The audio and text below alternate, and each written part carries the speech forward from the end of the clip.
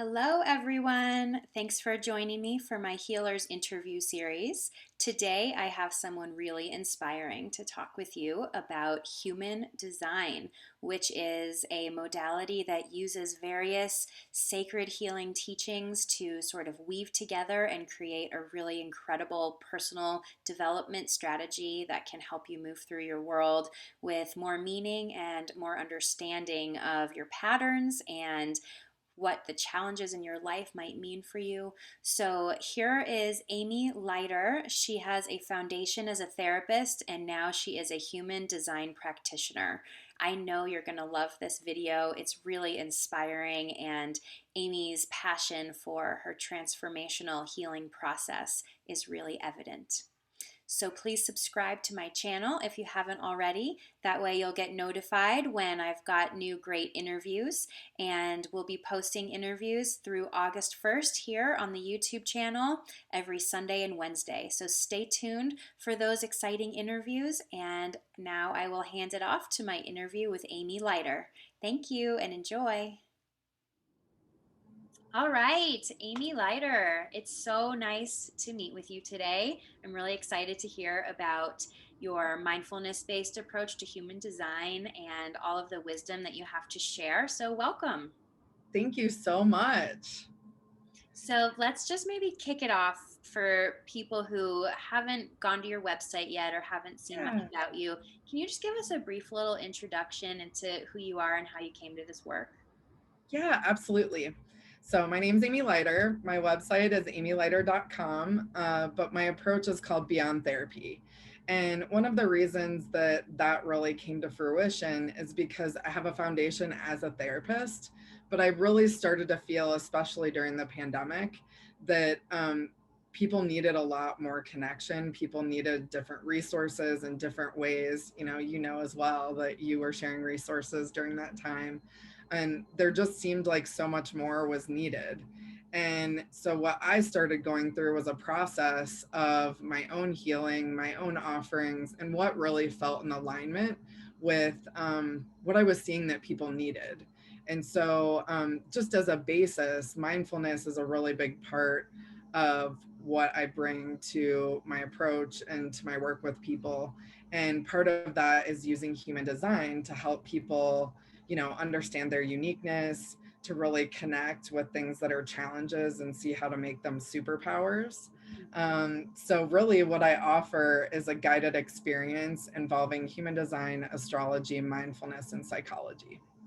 That's an awesome, exciting blend of things. Yes, Some of my most favorite things. it's definitely been really, really interesting just to see how organically everything came together. Really, just with my training. And I think going to Naropa was one of the things that kind of brought that to fruition. Naropa is a university in Boulder, and it has a real Eastern foundation. And so I really started looking into wisdom traditions and astrology. I had always been interested in since I was young. Nice. So, when it comes to human design, I feel like this is a concept that most people don't know about. So, I would like to just give you an opportunity to give us your explanation of the work you do, and I just can't wait to hear about it. So, take it from here. Awesome. Yeah. So human design is basically, I just describe it as sort of a structured approach that blends with the wisdom traditions of I Ching astrology and the Hindu chakras and the Kabbalah. So basically, just like when you get your birth chart read in astrology, if people know about that, you use the same information. So your time of birth, your date of birth, and where you were born. And that really brings you to the moment kind of when you took your first breath. So that's why the timing is really important. There's all sorts of science and interesting ideas that go along with it, but the basic idea is that when you put that information in a site, I use several for looking up people's charts, but you'll put your information in and you'll get a chart back. And what most people say is, wow, there's lots going on. There's lots of shapes and numbers. Like, what the hell does this all mean? And really the where I start is there's 5 types, and each of those types have a very specific way that their energy is used. And there's a second part of your chart that shows you a specific way to work and make choices. And so it's called your strategy and your authority. And I kind of say your authority is like your intuition's best friend. So it really works, shows you how in your energy and how you feel in your body if a choice is right for you, and then you can kind of go from there. So it's definitely multi-layered, but those 2 things are the things that I always start to work with, when I look up someone's chart. And usually I also pull their birth chart or their natal chart in astrology, because the elements are another really important way that I do self-care tools, or help them with release or how to get their energy moving by looking at these 2 different charts. Okay, neat. So, would you be willing to give us a rundown of the 5 types? Absolutely. So the first type I'll just go over as a manifester, which is my type, and that's about 8%, 8 to 9% of the population. And one of the biggest things with that type, the strategy is to inform people, and our energy is really here to be a catalyst for change. So it's not always a positive effect that we feel when we put our energy into spaces, but it can be. And a lot of times, manifestors, yes, we absolutely can manifest things, but we are actually here and have an aura type that allows us to create change or start new companies, start a new idea, um, or show where things aren't really working. And so this time of consciousness shifting is a big time where manifestors are needed, because they kind of are more interrupters. The second type that I think is really important are generators. And they're kind of what this paradigm we've been living in is based on. It's like the worker bee, the go, go, go. I always say to my clients, they have Energizer Bunny energy, for those of us that have seen those commercials back in the day. But they just are meant to go, go, go until they go to bed at night. But the really important part for them is they really need to be lit up by the work that they're doing. Otherwise, they get frustrated or burnt out really easily. Um, and then the third type that shows up is a hybrid of the first 2 types I described. So it's a manifesting generator. And manifesting generators are a type that I really enjoy working with. I have tons of clients that are generators and manifesting generators who are Geminis. And it's just that dual perspective that sometimes get people caught up, because in the hybrid, they are really, because our society is used to go, go, go, Mm-hmm. they're leaning really far into that part. Mm-hmm. And how I usually describe it is when you think of a hybrid car, right? Part of the time it's meant to burn gasoline. The other part it's meant to burn on the charge that it has when it charges. And so most manifesting generators are leaning into burning the gasoline and not sort of doing the coasting work that is a lot less effort, which I describe as touching into your intuition more to make decisions and make things happen than forcing things with our efforts and our go, go, go energy. Wow, um that's interesting. yeah.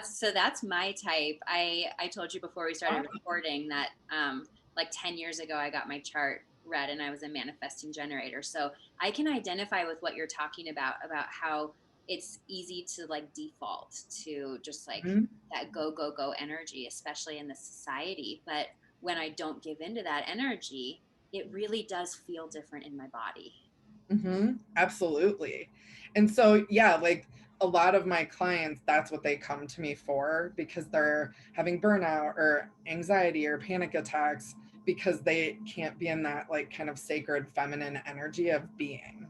Right. It's like, okay, I've got to make it happen. I've got to do the thing. I have this idea, and it's like the idea will still be there. Let's feel how we feel in our body. So a lot of times, one of the things that I'll do is ask people, and they always think it's really strange at the beginning, but to like put their hand on their sternum and rub it when they're really in that go, go, go energy. And if it feels tender or sore, sort of like that energy is all forcing. And that's what actually protects our heart. And so it's kind of slowing back down so you can feel into what that really feels like. Mm, I love that. Yeah, Yeah. that energy of sort of like the over functioning person, I think it's really problematic. It's so functional, but it's not sustainable Yeah. for people. Well, and I agree, and I really think that that's sort of one of the things that came about.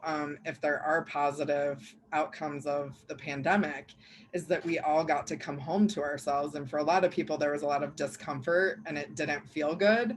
I mean, if I had $1 for every person that told me that they were really stressed out that they couldn't go to Target, that's where they like decompressed or could walk around, and so I was like, okay, so let's work with that feeling of what it feels like to be there and just walk around and be surprised by what you see, and can you do that in nature? Can you start reapplying that idea? And a lot of them are manifesting generators. So it's kind of like just that coming home to your body. And that is a perfect segue because it brings me to the next type, which are projectors. And so projectors are a really interesting type to me. They have very sensitive energy, and really need, like manifestors do in a certain way, they really need to watch when they go and when they rest. A lot of my friends that are projectors, it takes them a lot longer to make decisions. They really have to go with their strategy, which for them, it's bitterness is sort of the theme that you feel when you're not following your strategy. And so how I reframe that usually is when you feel rejection, then you know that you're out of strategy because theirs is to wait for the invitation. And so that's an interesting part because people are like, oh, well, if I'm waiting for the invitation, how does anything happen? Which you can certainly create some scenarios where that would happen, but they actually have very little success when they push like generators do. And so that's why a lot of times they're meant to manage people. And so think about if you try to be a leader and you don't have the buy-in, that's usually where it kind of goes awry. And so it's also like one of the strategies that I share is reading the room. Like really being attuned to who you're talking to, whether it's an audience or a specific person. And you could have millions of careers as a projector, but it's kind of like how you feel and what you put out there is your buy-in. Then people are like, oh, I want to know more about what you're doing. I want to know more about what that looks like. So that's the projector. Okay. And then the very last type is only about 1% of the population. So they're very rare as well as the reflector. And they actually have, we haven't even gone into centers, but the chakras are a big part of this model in human design. And they actually are completely open. And so it's really easy for them to have anxiety, to get overwhelmed by other people's energy, being out in public or being at a party. And interestingly enough, in just the short couple years that I've been using human design, I've actually had 3 reflectors. So whatever happens, people that really need to tap into their intuition and ground themselves seem to be the people that find me. And the other part of the work is once you figure out like challenging parts of your chart, then usually people find out like, oh, I'm actually this sensitive because I'm supposed to work in HR, or oh, I'm this sensitive because I'm meant to be able to touch into people's energy, but I don't have to take it all on. And so that's been a really fun part of getting people to really work with their passion and purpose and see how things that have been challenging or causing issues really become their purpose or part of their path or their career or what they're meant to do. Yeah. So that sounds like some of the sort of buzzwords around the different therapy circles that fit that type are like the highly sensitive person or the empath. Are Yeah. there overlaps with human design and some of these other theologies that identify the reflector, the projector, the manifesting generator, the generator, the manifester? Are these just different? Is this another language for things that are spoken of in other traditions, or is human design something that's just like a theology of its own, really? I think there's a lot of overlaps, and just coming from a therapy background, manifestors, projectors, and reflectors are really, um, they do fall under that empath, sensitive individual type. And one of the reasons if you know about the 7 chakras, there's 9 in this model, but the sacral chakra is a big differentiator. So manifesting generators and generators have that center defined. So that's where, when you look at the chart, which this is a whole nother topic, but when you look at the chart, your centers will either be colored in or white, which means they're open. If they're colored in, they're defined. And so the only types that have sacral definition are generators and manifesting generators. So it's very, very connected to the generator type, which is what gives them that like go, go, go. Because that's our creativity, our desire. Really, like the sacred feminine lives there, but it's a lot of energy that's powerful. And it's sort of towards the center of our of where our energy is sort of derives from. If you look at reproductive organs, if you look at the connection to the root chakra. And so one of the reasons that they're a little less sensitive often is because they have that definition. So their aura is actually inviting.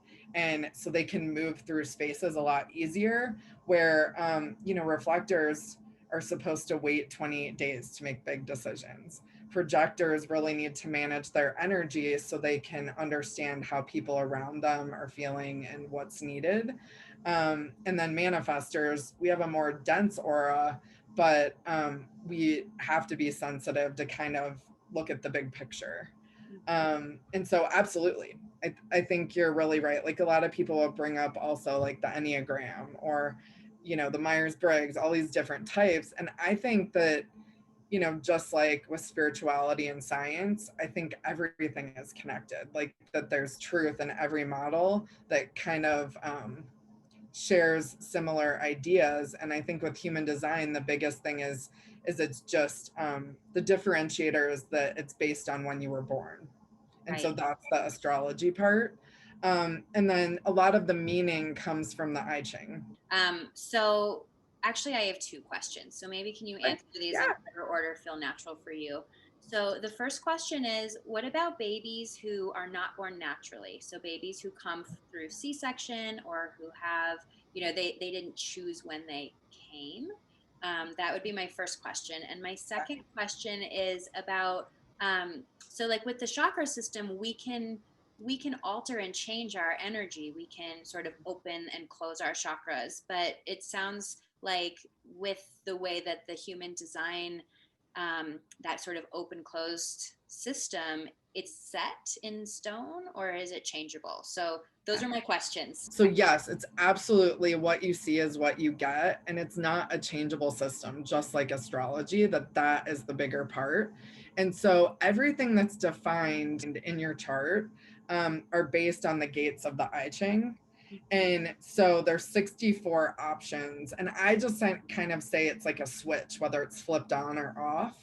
And so when it comes down to the different things that are defined in our chart, the centers are defined when two gates are kind of flipped on and they're defined and they connect each other. So they connect the two centers.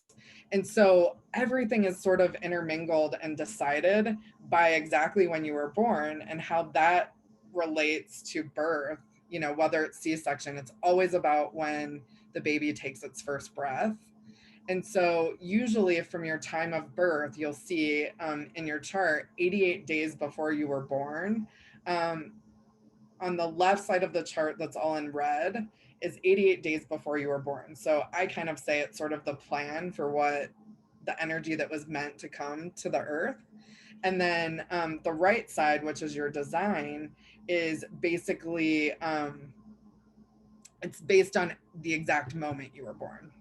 And so there can be shifts. So I have friends that they were born early, earlier than their due date, and they came early. So what you'll see is the planets are the numbers that are in the chart, and those numbers will be different than the left side. So the red side will be what was meant to happen, and the right side is what did actually happen. And another metaphor I use is if you have a blueprint for a building that you're building.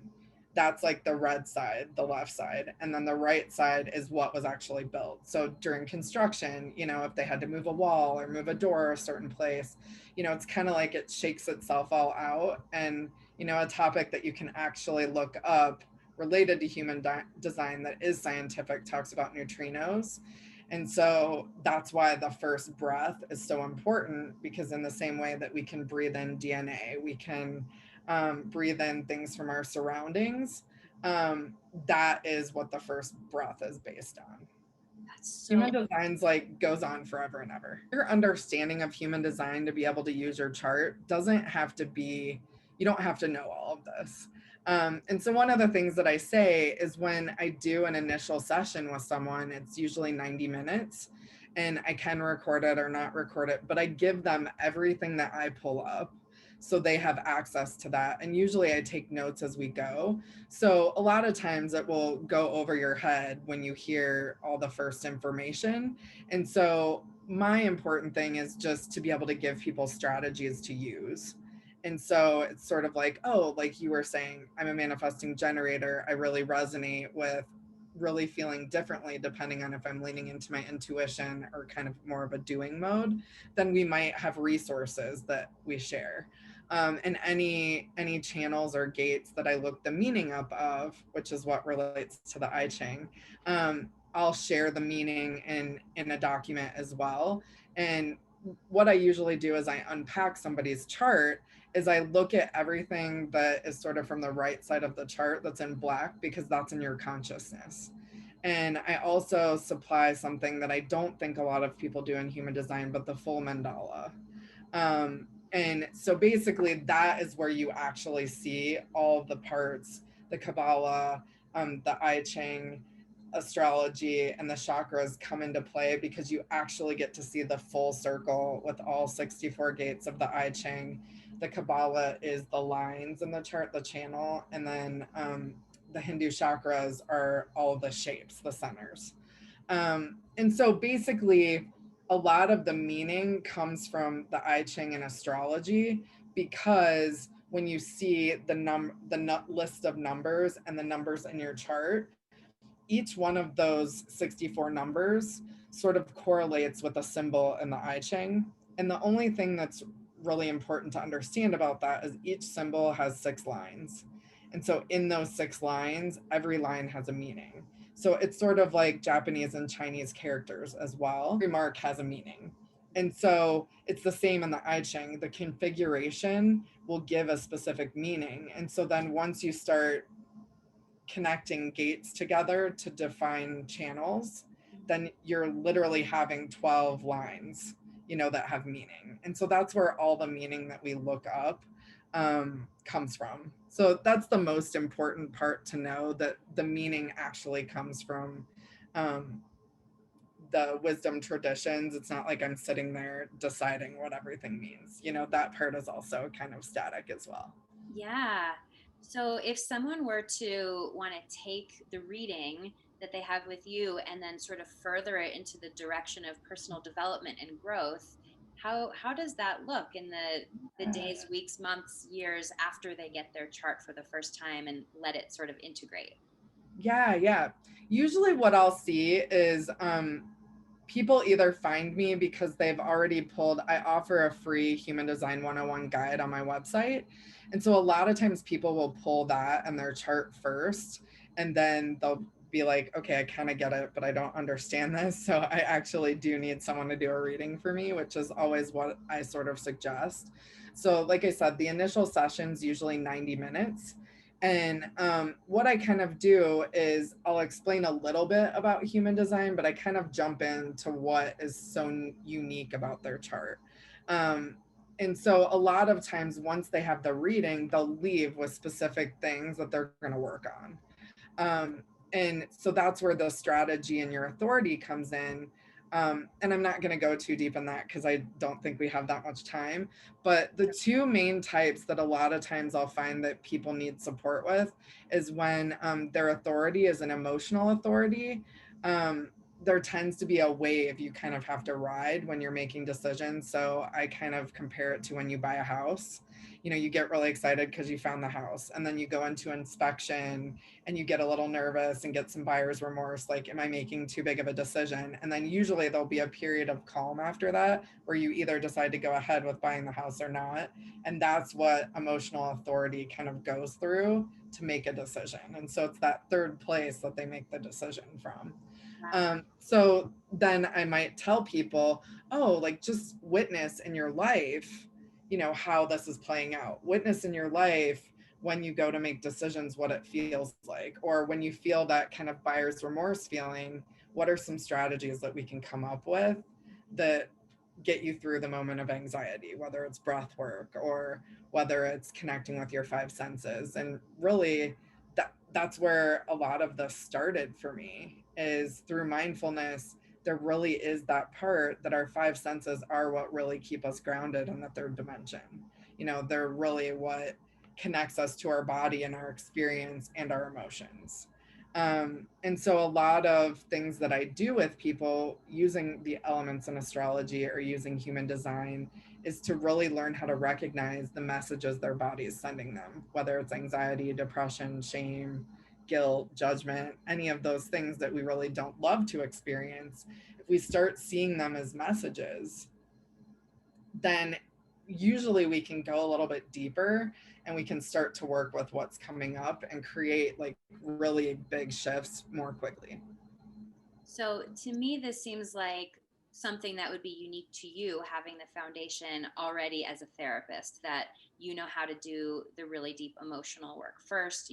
Know how to help people to become present and insight oriented around what's going on somatically, emotionally, and psychologically. And then that human design piece is sort of like what you do with it to make meaning and to foster personal growth. Does that feel right? Yeah, absolutely. I had done my own healing work. I really started to become more connected to my intuition. And so I was really looking for a way to ethically bring what I was experiencing into session. And how that's translated through human design has been really wonderful, because one of my specializations that's come out of that is really working with generational and intergenerational trauma. And during the pandemic, what I had seen was whatever anyone was experiencing in the present moment was actually coming up to heal some of those bigger wounds from childhood or earlier in their life, or certain events that had happened. And once they were able to deal with, whether it was, conflict with a partner, or they didn't like their job, or, they were really panicked about getting sick, that once they learned to deal with that and be present and really be mindful about what was happening, and kind of, I guess it's a perspective shift, then they were able to really see how they could heal what had happened in the past, and started actually having gratitude for a lot of challenges they had had. That's really beautiful. I feel like humans are just basically at the core meaning makers. And so it sounds like having this human design approach and knowing about the type that you are and what some of the strengths and some of the challenges are, it helps you to sort of roll with what life gives you and with what has been, the trauma in your life, or even intergenerationally, so that you can sort of most effectively adapt and heal it from your personal strengths and from an internal space. 100%. Yeah, I mean, it's been such an honor to be able to hold space for and create a safe space for people, even virtually, to feel what they're experiencing or see them create big shifts. I definitely, during the pandemic, had people, logging in for the first time to meet me and having a panic attack, or, really struggling with emotions, and, the work just going so quickly. And I think that, that's one of the things when you do have a therapist or a practitioner that really sees things through a mindfulness lens, then, the meaning making and really understanding that there are no mistakes, that what is happening for you, not to you. That's where that shift starts to happen, when you can really take accountability and start to separate yourself from limiting beliefs or things that happened in the past, then all of a sudden your present life, you start having gratitude for it. I've seen people, really step into new careers or new relationships, in especially new relationships with their families, because then you just see people that sort of start to drop a lot of or dissolve some of the really big emotions that really cause disconnection and separation. That's such powerful work. So, do you have any resources for people in terms of, clearly your website is very informative, but are there books, are there people that we can look up just to sort of learn about this, to know whether to reach out to a human design specialist or whether to call you if somebody wants some extra support? Are there just resources that you can give out?